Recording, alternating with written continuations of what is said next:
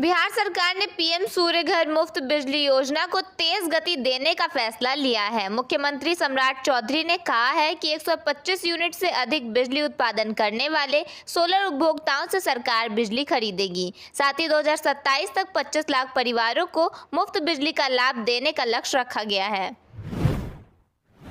बिहार के भोजपुर जिले में इंटीग्रेटेड एक्वा पार्क बनाया जाएगा। इसके निर्माण में लगभग 31 करोड़ रुपए से भी ज्यादा खर्च किए जाएंगे। सोमवार को मुख्यमंत्री सम्राट चौधरी शिलान्यास करेंगे। इसे लेकर तैयारियां भी पूरी कर ली गई हैं। सारण जिले के लगभग 4000 कुटीर ज्योति उपभोक्ताओं के घरों पर मुफ्त सौर ऊर्जा संयंत्र लगाए जाएंगे। यह पहल बिहार सरकार द्वारा शुरू की गई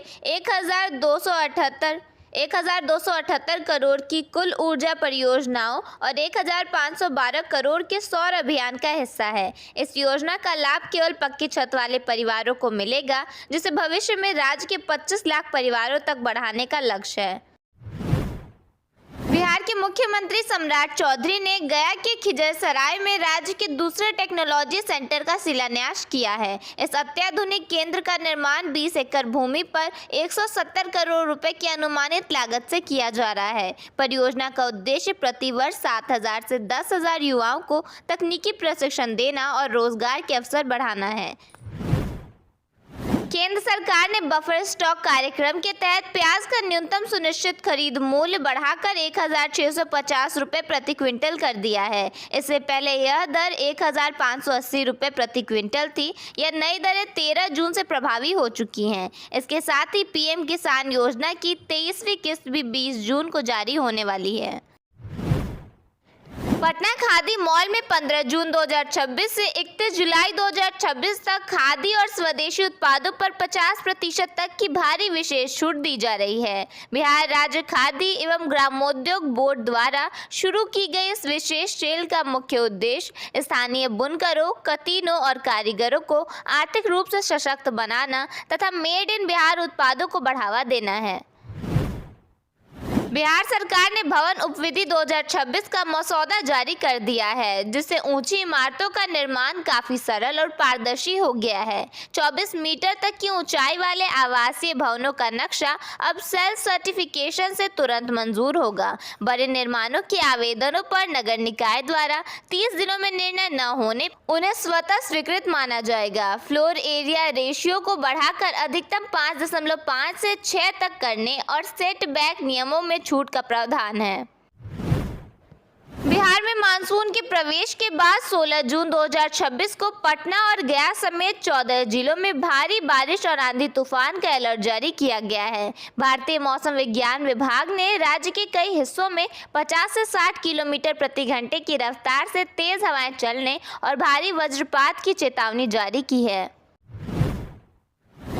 स्वस्थ बच्चों को नियमित रूप से कैल्शियम की दवा, सिरप या सप्लीमेंट देना आवश्यक नहीं है और ऐसा केवल चिकित्सक की उचित सलाह के बाद ही किया जाना चाहिए। Indian academy of paediatrics Darbhanga के विशेषज्ञों के अनुसार बिना डॉक्टरी जांच के बच्चों को कैल्शियम देना उनके स्वास्थ्य को नुकसान पहुंचा सकता है। बिना जरूरत के अत्यधिक कैल्शियम देने से बच्चों में कब्ज, गुर्दे की पथरी और हृदय की धमनियों में कैल्शियम जमा होने जैसे गंभीर समस्याएं हो सकती हैं।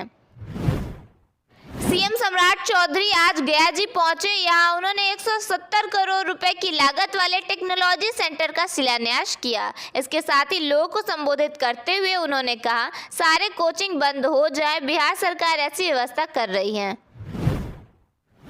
जानकारी के मुताबिक इस परियोजना पर कुल 170 करोड़ रुपए खर्च किए जाएंगे, जिसमें लगभग 86 करोड़ रुपए भवन निर्माण और 84 करोड़ रुपए अत्याधुनिक प्रशिक्षण उपकरणों की स्थापना पर खर्च किए जाएंगे। केंद्र में हर साल लगभग 10,000 विद्यार्थियों और युवाओं को टेक्निकल ट्रेनिंग प्रदान किया जाएगा, जिससे उन्हें रोजगार और स्वरोजगार के बेहतर अवसर मिल सकेंगे।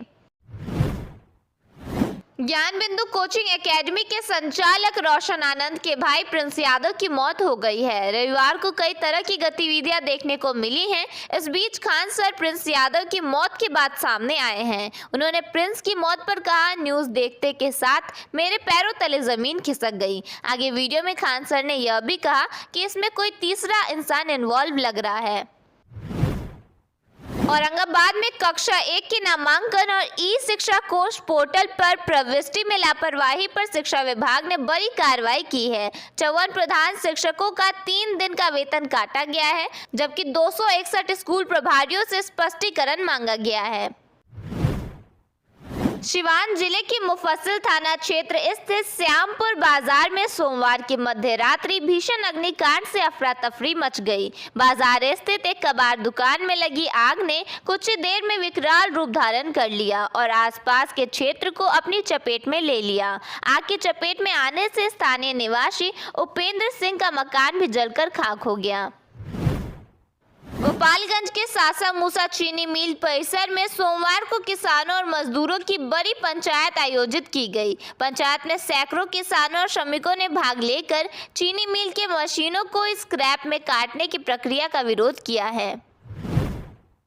जेल से बाहर निकलने के बाद रोशन आनंद गुस्से में दिखे। उन्होंने कहा, फैजल खान और किसान कोल्ड स्टोरेज के मालिक ने षड्यंत्र रचकर हमारे भाई की हत्या कराई है। जब मैं बाहर था तब मेरे भाई के साथ कुछ क्यों नहीं हुआ, लेकिन जब मैं जेल आया तो मेरे भाई की हत्या हो गई। यह साजिश है। इसके साथ ही रोशन आनंद ने फैजल खान उर्फ खान सर को झूठा बताया। रोशन आनंद ने दावा किया है कि उनके भाई प्रिंस यादव की हत्या खान सर और किसान कोल्ड स्टोर के मालिक RS प्रसाद ने करवाई है। वहीं खान सर ने कहा है कि प्रिंस की नेपाल में बीमारी के कारण मौत हुई है। रविवार को नेपाल के विराटनगर स्थित एक होटल में प्रिंस यादव का शव मिला था। सुप्रीम कोर्ट में सुनवाई के दौरान जस्टिस सूर्यकांत ने पूछा कि क्या दीपक प्रकाश अभी भी मंत्री हैं। इसके बाद सुप्रीम कोर्ट ने दीपक प्रकाश, बिहार सरकार और चुनाव आयोग को नोटिस जारी किया है। अदालत ने सभी पक्षों से मामले पर जवाब मांगा है। मुख्यमंत्री ने कहा कि राज्य में ऐसी व्यवस्था की जाएगी कि सभी कोचिंग सेंटर बंद हो जाएं। उन्होंने कहा कि स्कूलों में ही नीट जैसी परीक्षाओं की तैयारी भी करवाई जाएगी। साथ ही उन्होंने पुलिस अधिकारियों से अपराधियों का पिंड दान कर देने की बात कही है। नालंदा में चोरी के आरोप में 2 युवकों पिंटू पासवान और श्रवण की मॉब लीचिंग का मामला सामने आया है। पुलिस ने दोनों को भीड़ से बचाकर अस्पताल पहुंचाया, जहां इलाज के दौरान उनकी मौत हो गई। मामले में एक महंत ने कहा कि मंदिर में उनकी पिटाई नहीं हुई थी। दरोगा मुख्य परीक्षा में धांधली के आरोप को लेकर अभ्यर्थियों ने पटना कॉलेज से JP गोलंबर तक मार्च निकाला। प्रदर्शनकारियों ने जांच रिपोर्ट सार्वजनिक करने और दोषियों के खिलाफ कार्रवाई करने की मांग की है। पटना में असम STF ने GST गड़बड़ी मामले में छापेमारी कर 2 लोगों को गिरफ्तार किया है। मामले में 17 करोड़ रुपए की कथित हेराफेरी की जांच की जा रही है। दोनों का LNJP अस्पताल में मेडिकल कराने के बाद पटना सिविल कोर्ट में ट्रांजिट रिमांड की प्रक्रिया पूरी की गई है।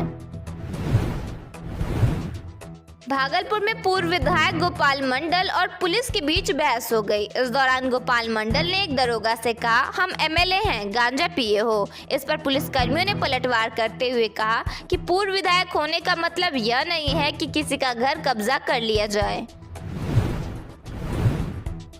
बिहार के 26 जिलों में आज बारिश को लेकर येलो अलर्ट जारी किया गया है। 40 से 60 किलोमीटर प्रति घंटे की रफ्तार से हवा चलेगी। अन्य सभी जिलों में मौसम सामान्य बना रहेगा। कई जिलों का अधिकतम तापमान 40 डिग्री के करीब रहेगा।